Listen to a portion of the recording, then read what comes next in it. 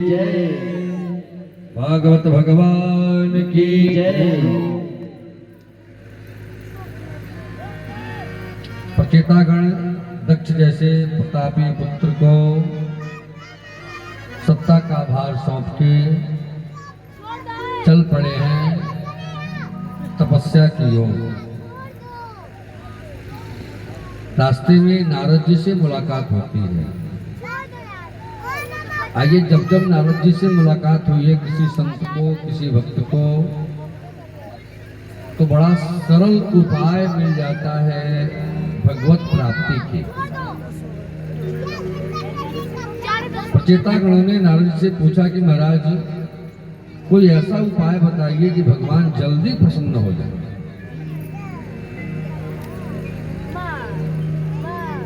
आसु तुष्यते जनार्दन, भगवान जल्दी कैसे प्रसन्न हो जाए, ऐसा कोई उपाय बताइए। नारद जी 3 सूत्र देते हैं। आइए हम भी जाने वो 3 सूत्र कौन हैं। उन 3 सूत्रों को अपना करके हम भी अपने जीवन में भगवान को जल्दी प्रसन्न कर लें। सबसे पहला सूत्र, दयाया सर्वभूतेषु संतुष्टया येन केनवा सर्वेन्द्रियोपशान्त्या तोष्यत्या सुजनार्दनः। 3 सूत्र हैं, जिसमें पहला सूत्र है दयाया सर्वभूतेषु, सभी प्राणियों पर दया का भाव रखो। अहिंसा परमो धर्म, वेदों की बात है। अहिंसा परमो धर्म, दया धर्म का मूल है। चाहे अब दया किस पे करना है? दया सब पर करना है। कहते हैं परस्मिन् बंधुवर्गो वा मैत्रे दैस्वे रिपो तथा आपन्ने रक्षितव्यं तु दयैसा परिकीर्तिता। अपना हो, सजाती हो, विजाती हो, शत्रु हो, मित्र हो, दया आपत्ति काल में उसके साथ खड़ा रहना हमारा धर्म है। चाहे वो सजाती हो, विजाती हो, शत्रु हो या मित्र हो। यदि कहीं अपने सामने यदि उसका एक्सीडेंट हो गया, दुर्घटना घट गई, तो अपना दायित्व है उसी क्षण उसे उठाओ और उसका इलाज कराओ। उतना ही तक अपना काम है। दया उतना ही तक, उतना करो ये अपना, उससे भी भगवान प्रसन्न होते हैं। ये दया का भाव है। संतुष्टया येन केनवा, संतुष्ट रहे। जो भी आपके पास प्राप्त है, जो मिला है, प्राप्त ही पर्याप्त है, अन्यथा सर्वत्र दुख व्याप्त है। जो आपको मिला है आप उतने में संतुष्ट रहें, वह भी एक भगवान की प्रसन्नता है। और सर्वोपेन्द्रिया शांत्या, सभी इंद्रियों को अपने काबू में रखो। इंद्रियों को काबू में रखना भी भगवान की प्रसन्नता है। इन 3 सूत्रों को अपने जीवन में अपना लें, हम भी भगवान को जल्दी संतुष्ट कर सकते हैं, प्रसन्न कर सकते हैं। किसी प्रसंग के साथ चतुर्थ स्कंद की कथा विश्राम लेती है। कथा प्रवेश करती है पंचम स्कंद में। पंचम स्कंद में प्रियव्रत का चरित्र आता है।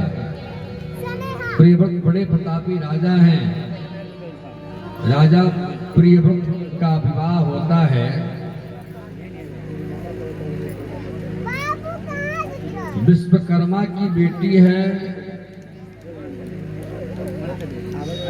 बरहिस्मती। जब भागवत जी का प्रमाण नहीं है, ये अन्य पुराणों का प्रमाण है।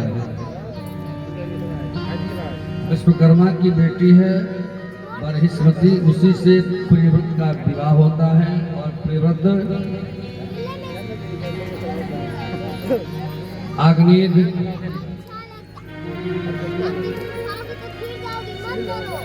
अग्निद जैसे बड़े बड़े प्रतापी पुत्रों को जन्म देते हैं। अग्निद, यज्ञभाग, ऐसे करके नाम है उनके पुत्रों के। 9 पुत्रों को जन्म देते हैं। 9 पुत्रों को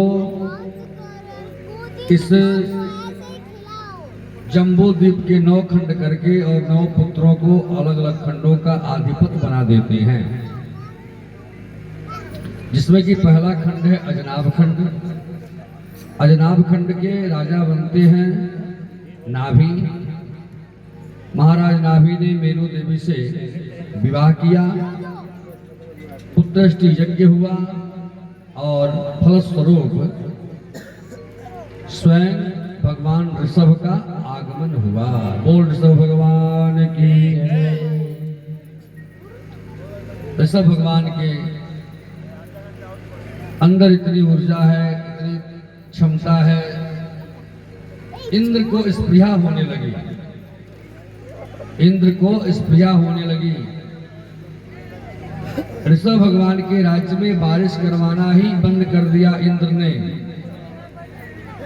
ऋषभ भगवान ने अपने प्रताप से अपने राज्य में बारिश करा ली।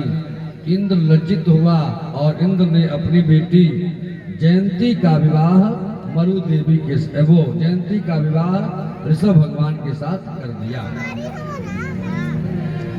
ऋषभ भगवान ने 100 पुत्रों को जन्म दिया। पुत्रों को जन्म दे करके स्वयं परमहंस वृत्ति को स्वीकार किया। और उन 100 पुत्रों में सबसे बड़े पुत्र हैं भरत जी। भरत जी के जेब में राज्य का कार्यभार सौंप करके ऋषभ भगवान परमहंस वृत्ति को स्वीकार करते हैं। परमहंस वृत्ति वो वृत्ति है, शरीर की क्रियाओं का कोई ख्याल नहीं, वस्त्र आदि का कोई ख्याल नहीं। ऐसी वृत्ति को अपना लेना परमहंस वृत्ति है। इससे पूर्व ऋषभ भगवान ने अपने 100 पुत्रों को बैठा करके विषयानंद और परमानंद की चर्चा करते हैं, समझाते हैं अपने पुत्रों को। आप बताइए, इतने बड़े बुजुर्ग, बूढ़े बुजुर्ग बैठे हैं, गार्जियन लोग बैठे हैं, आप अपने पुत्रों को विषयानंद और परमानंद की चर्चा कभी करते हो? नहीं करते हो। भगवत चर्चा होती ही नहीं है। आप तो केवल